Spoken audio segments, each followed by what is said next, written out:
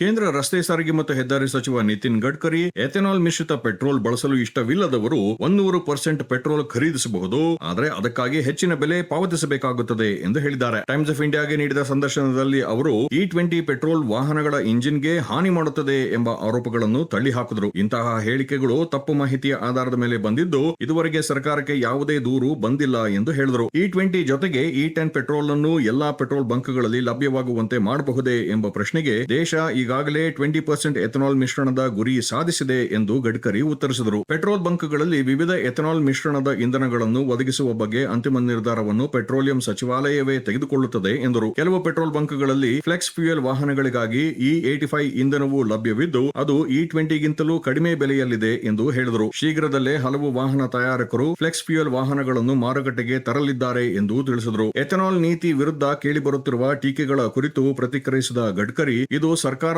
ವಿರುದ್ಧ ನಡೆಯುತ್ತಿರುವ ರಾಜಕೀಯ ಪ್ರೇರಿತ ತಪ್ಪು ಮಾಹಿತಿ ಅಭಿಯಾನ ಎಂದು ಆರೋಪಿಸಿದರು.